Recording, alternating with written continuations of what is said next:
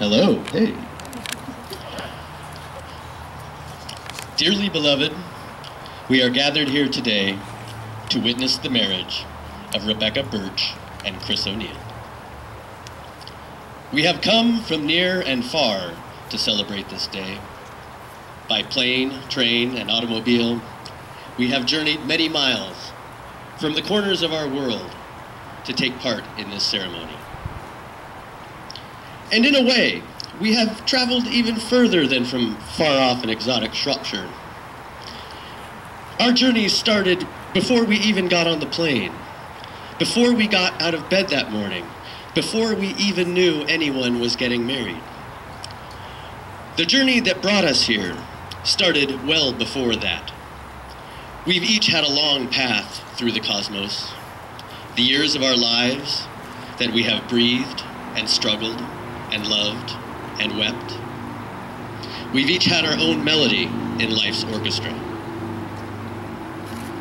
We started to sing that melody when our parents gave us the gift of life. And their journey is our journey too, as they clung to this pale blue dot and breathed and struggled and loved and wept. And their parents before them, and their parents before them, our journey stretches back through countless generations that breathed and struggled and loved and wept. On our journey, we have wrung the secrets of the cosmos from her jealous grasp. We have carved towers into the skies and touched the moon.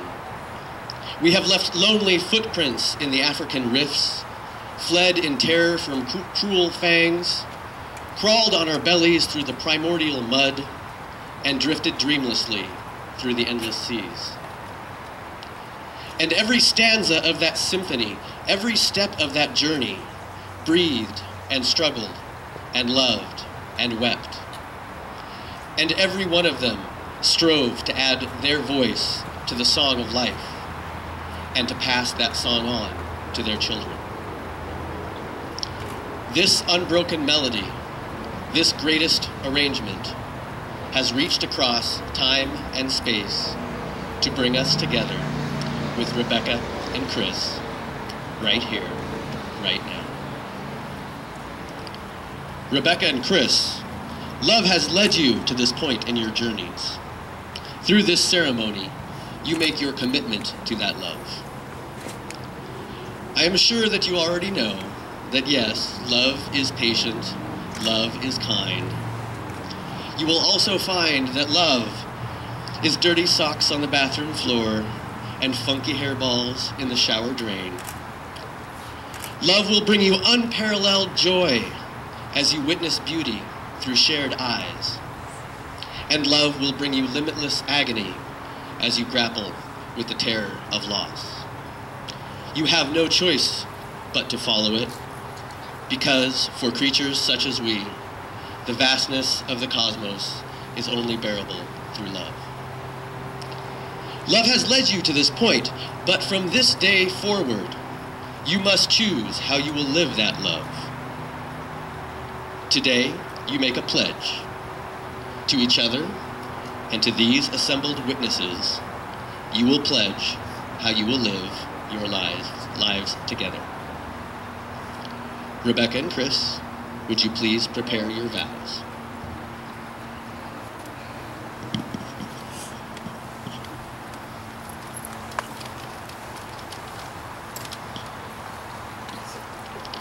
Rebecca Birch, speak your vows to Chris and the witnesses.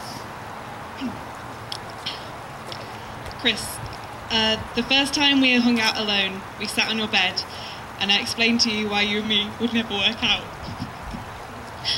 You put Doctor Who on to impress me, but we watched it in silence because you were so nervous, and I just didn't know what the hell was going on, both in that episode and just then in my entire life. I flew back to England a few days later and pretended as though nothing had changed. But no matter how hard I tried, there was this TARDIS-shaped hole in my heart, and all I wanted to do was travel back in time to your little room in Camarillo and watch one more episode with you. And so I followed my instincts and flew 5,000 miles with my 5,000 miles with my backpack for a first date with you. And it was the best thing I ever did. Because even after a year apart, you stuck around. You refused to lose touch. Online, handwritten letters, bouquets of flowers delivered to my door. Skype, even trying to find me online, live stream webcams in coffee shops, which is kind of weird. Chris, you realised before I even did that you're the best goddamn thing to happen to me. And it's for these reasons that I vow to always try and be the best thing to ever happen to you. You are my life partner and my partner in crime, my number one wiggle worm. You're the bacon to my butty and the hops to my beer. Together we're like Sherlock and Watson, Princess Bubblegum and Jake, only better because I actually really like you. I vow to love you as you deserve to be loved, with admiration, adoration, passion, pragmatism, and even respect when I'm hangry, and to respect you like the man that you are, even when you dress up as a woman for Christmas photo shoots. I vow to support your interests and nourish your passions, from the quest to try and eat every animal in existence, drink every beer from Whole Foods, and make me the perfect hummus. I vow to take you seriously when you need to be taken seriously, and to laugh with you for the rest of time because everything is funnier with you by my side. I vow to take care of you when you're injured, ill, or upset, or just when you forget to take care of yourself because mostly I want a cycling buddy. I vow to remain your partner in crime, creating adventure from boarding, hatching plans and dreaming up schemes so that we can grow old knowing that together we have the best marriage, the best friendship, and the best memories wherever they end up being. So almost 3 years on, 522 emails later, and also a horrendously long visa process, Christopher Derek O'Neill, from the bottom of my heart, I can't wait to be your wife.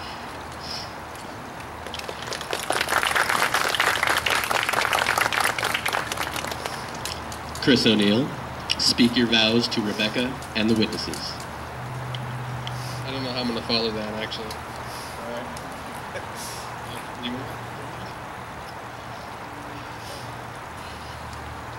I promise to annoy you. I promise to embarrass you in public and say awkward things.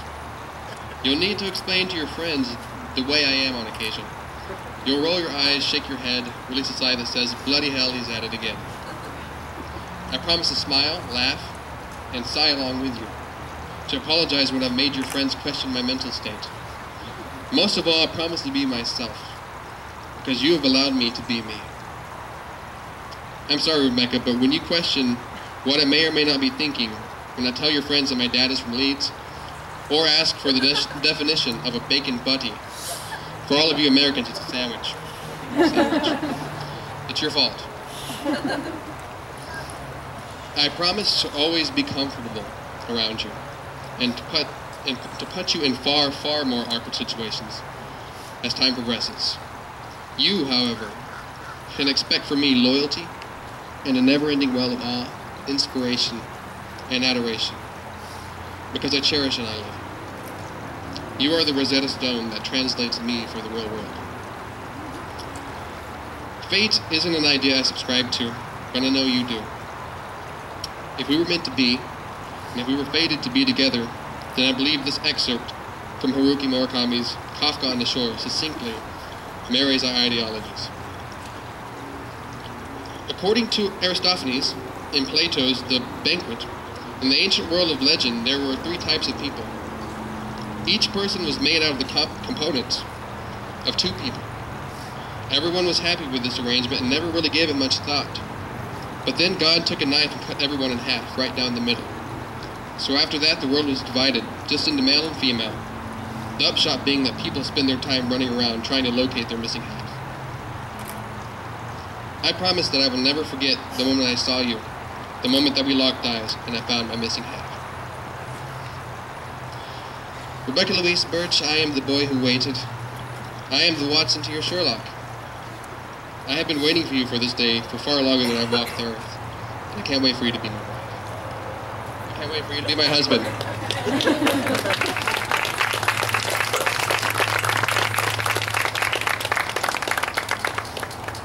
Rebecca and Chris, would you please present the rings?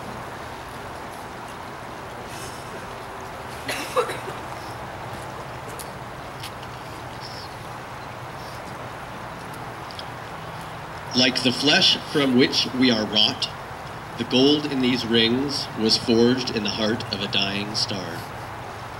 Within their unbroken circles lies the number that transcends our universe, and like our brief existence in this cosmos, they are finite but boundless. Rebecca, with your right hand, place the ring on Chris's left hand. Yep, that's right. Yep, that now.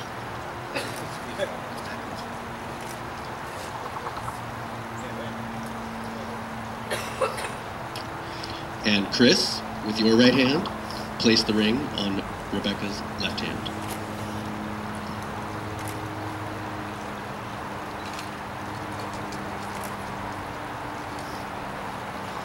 In this way, these two beings, once scattered as stardust, are brought together again. By the power vested in all of us by the cosmos, I hereby declare you husband and wife.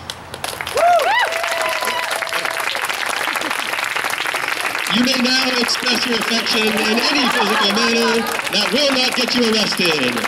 Thank you.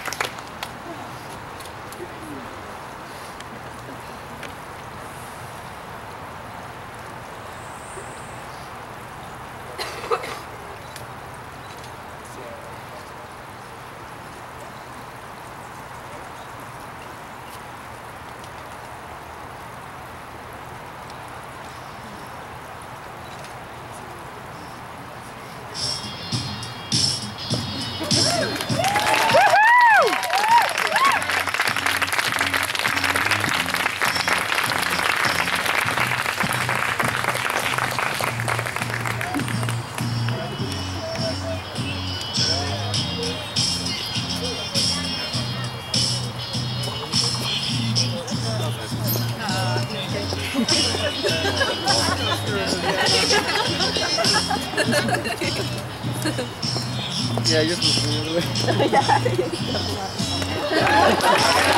way.